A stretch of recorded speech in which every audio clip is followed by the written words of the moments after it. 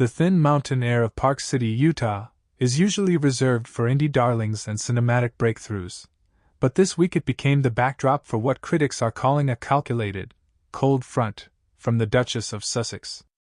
As Meghan Markle descended upon the 2026 Sundance Film Festival to promote her new documentary, Cookie Queens, the spotlight quickly shifted from the screen to her perceived lack of warmth. Reports have surfaced that the Duchess actively distanced herself from the very young subjects of her film, precocious Girl Scouts and kid stars, in the making, preferring the sterile safety of a solo red carpet over the messy authenticity of children.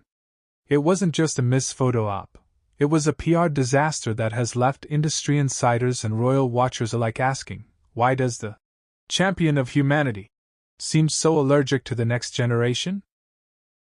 The Sundance disaster began at the Eccles Theatre, where Meghan and Prince Harry arrived for the premiere of Cookie Queens, a documentary about the high-stakes world of Girl Scout cookie sales.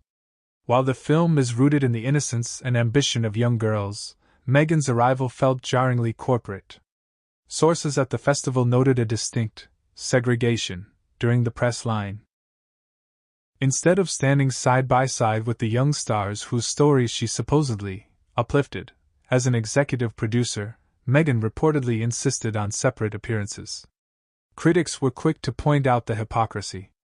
For a woman who frequently references her own childhood as a Girl Scout and her deep connection to the mission of female empowerment, her refusal to engage in a joint photo call with the children felt like a slap in the face. The solo demand, insiders claim Meghan's team prioritized high fashion solo shots to bolster her brand, viewing the children as a distraction from her curated aesthetic.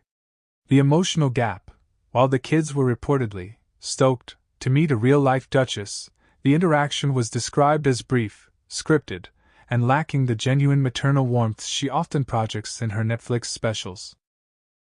If the rejection of the child stars wasn't enough to sour the mood, the festival logistics certainly did.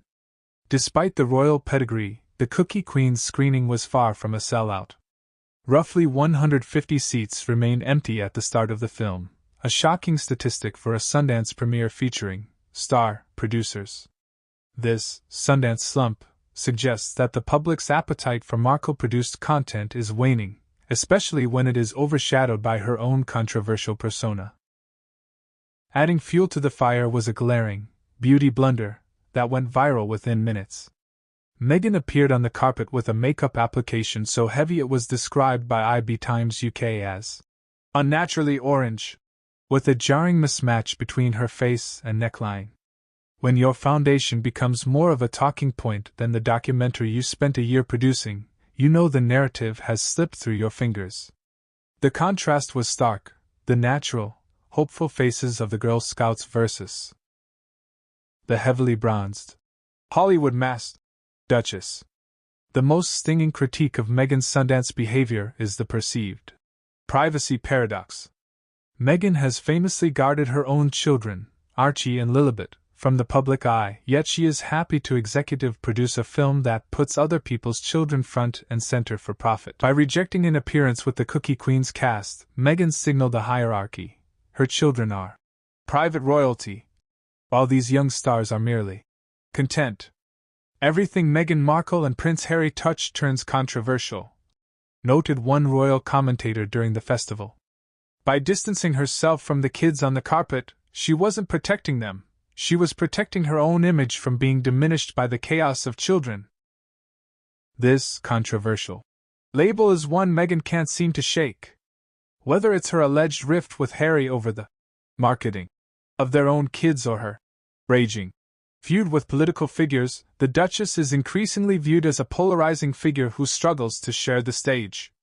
At Sundance, the kid stars were the heartbeat of the film, but Meghan's cold shoulder made it clear that, in her world, there is only room for one queen. The Sundance disaster serves as a microcosm of the larger Markle problem, a disconnect between her compassionate brand and her calculated actions. By rejecting the very children she claimed to support, she reinforced the narrative that her activism is often a vanity project.